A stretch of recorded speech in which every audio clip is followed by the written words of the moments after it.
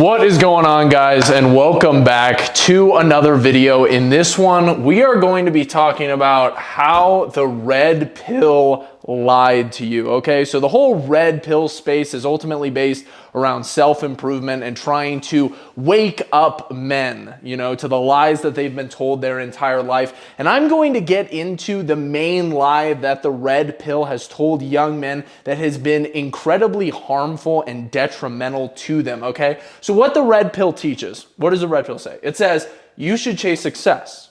Great message. I'm a big fan of that. You should get fit and healthy. Fantastic. Love it. You should try to be an attractive person, specifically to the opposite sex. Fantastic. You should take care of yourself. I agree with all of these things.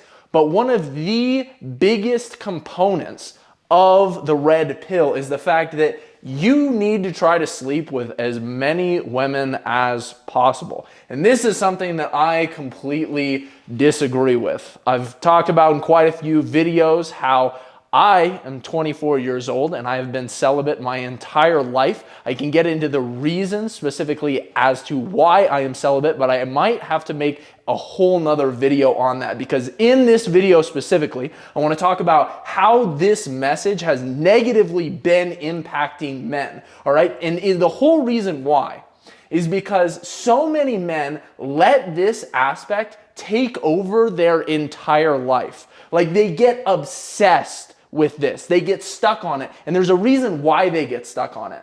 Ultimately, what this does is it has men relying on female affirmation to consider themselves successful. They ultimately need to be successful with women in order to look successful in front of other men and consider themselves well-rounded men. I am personally going to argue that a man's frame, if you see this, like I drew a little bit of a frame here, a man's frame should consist of him pursuing his duty, his work, and developing his relationship with his God, his creator. This is the frame that a man should exist in. Women should ultimately fall into the male frame.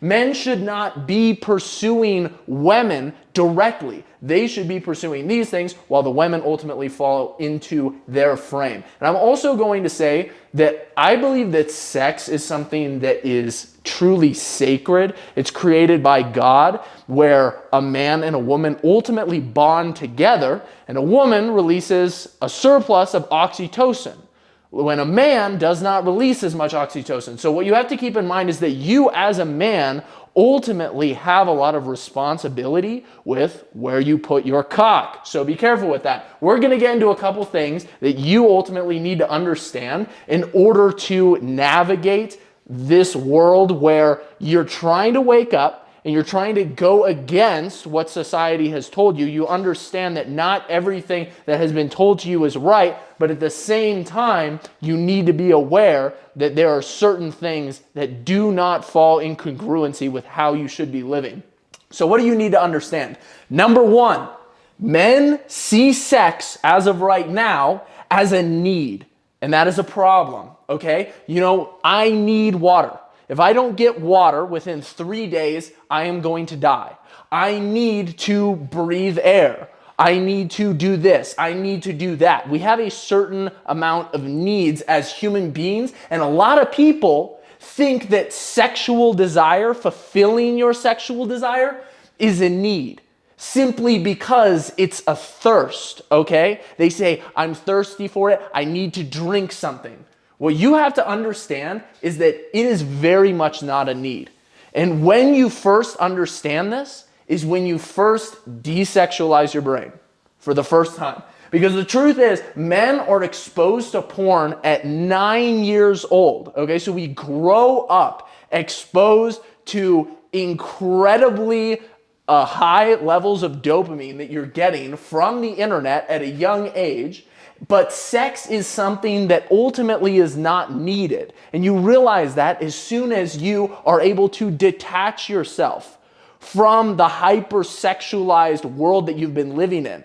Detach yourself from the hypersexualized patterns that your brain has been thinking in over years and years and years. All right? Now, because men ultimately see sex as a need, the desire to ultimately fulfill their sexual desire, this creates a very interesting dynamic where men are all of a sudden incredibly desperate. Okay, men are desperate because they're like, I need to fulfill this urge. I need to do it, okay? And a lot of people will ultimately resort to jerking off, watching porn, which is something you definitely shouldn't be doing.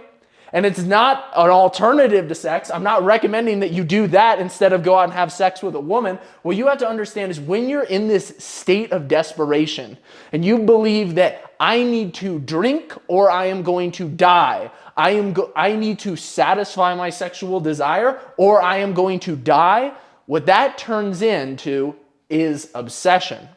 And when you have obsession, you have a lack of focus, all right? Instagram, TikTok, OnlyFans, it's a slippery slope. What does your Instagram Discover page look like? When you open it up, most of them are just bikini photos of some of the most attractive women in the entire world that you will never have access to. But you're looking at them. You're obsessing over them.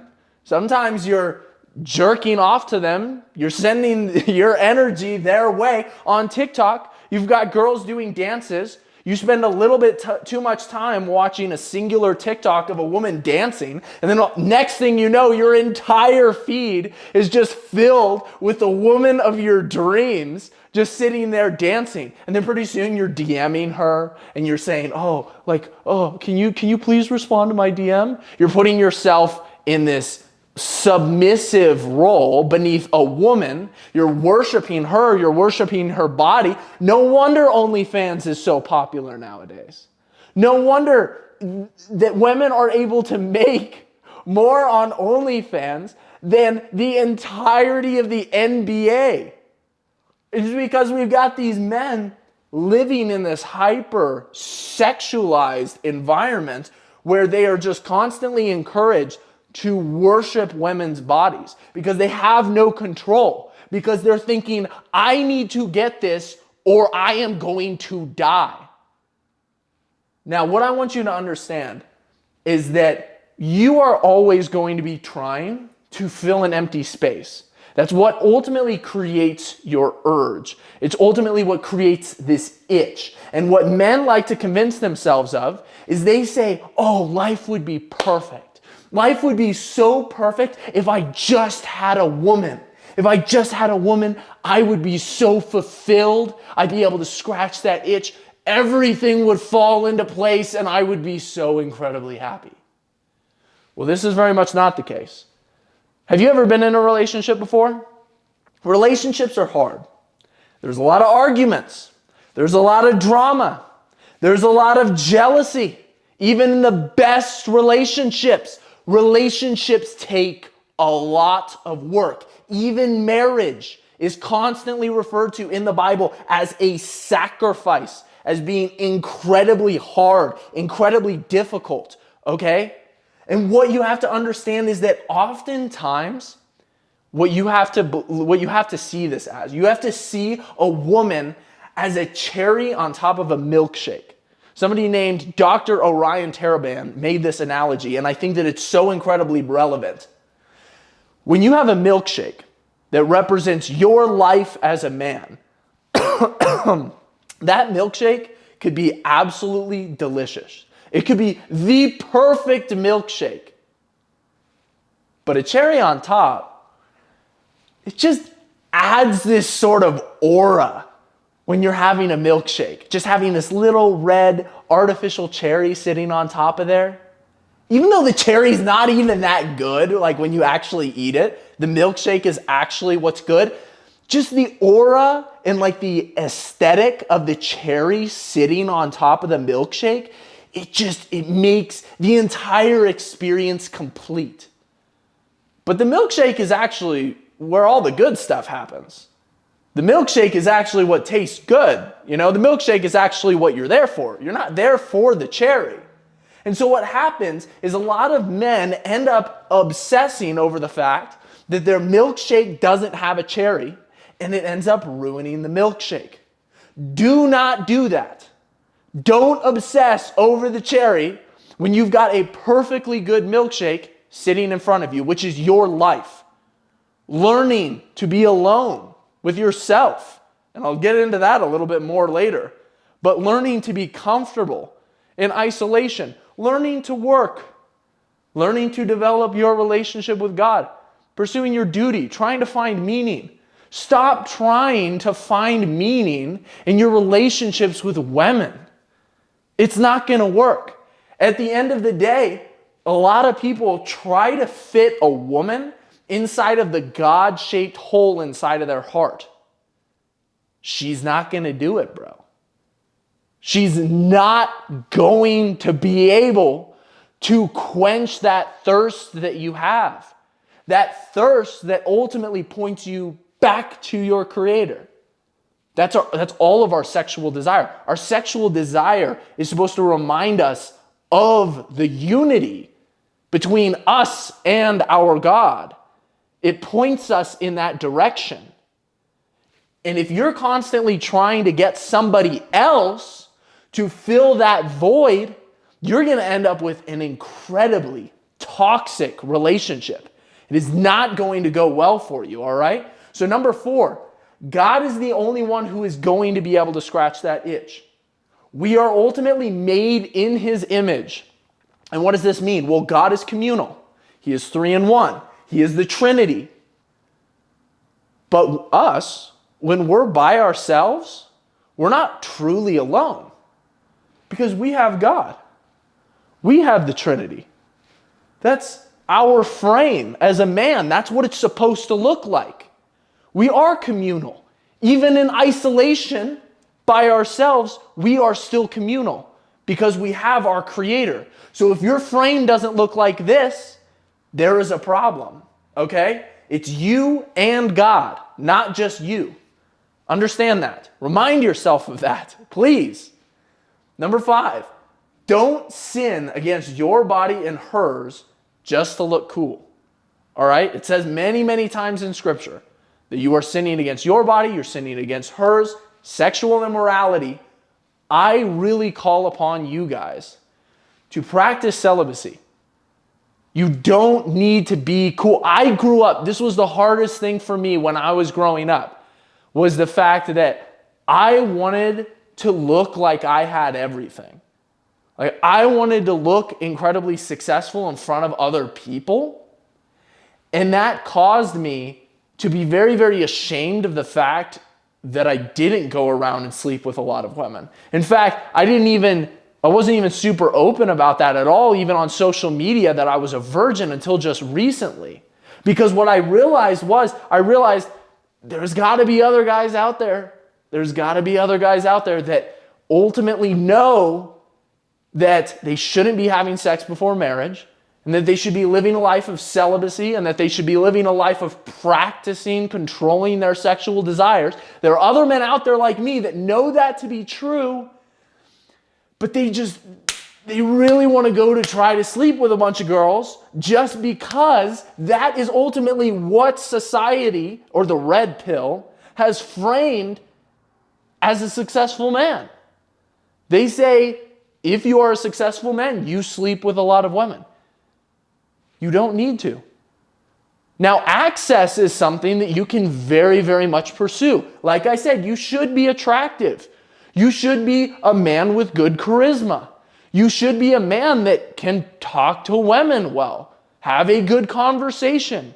You should be attractive to women. You should be somebody who is plentiful, who has options, somebody who can ultimately have great relationships with lots of different people. You should be a well-rounded human being. But at the end of the day, you don't need to be sleeping around. That's not something that you need. And in fact, go look at everybody else's situation who you do know that do live like this. I'm telling you right now, it leads to nowhere. It goes absolutely nowhere. And most people end up in a much, much worse situation because they decided to pursue their sexual desire because they decided to not have control over their own body. All right? So please work towards this. Celibacy, in my opinion, that's a flex. To be able to control your sexual desire. It's very, very rare in today's society. Just like with females, purity is beautiful. That's something that we should promote more in our society. All of life is either control or be controlled at the end of the day. And ultimately, you as a man, you are always going to be controlled by something. And whether or not that is by God, or whether or not that is by women, that choice is up to you. But at the end of the day, you can either control your own body or you can be controlled by your body, be controlled by your urges, all right? Don't let these alphas that are on social media misguide you. You know, there's plenty of red pill people whose content I enjoy. They say some good things. But at the same time, go look at their lives. Go look at how being promiscuous and sleeping a bunch of women has affected their life. So hopefully you guys enjoyed this video. Let me know if you enjoyed the video. Drop a comment down below. Drop a like down below as well. If you guys watched all the way through this video, make sure to drop a singular thumbs up in the comment section so I can see that some people are actually finishing these videos all the way through and that some people actually have decent attention spans. That's very good to know as well. And I will see you guys all in the next video. Peace.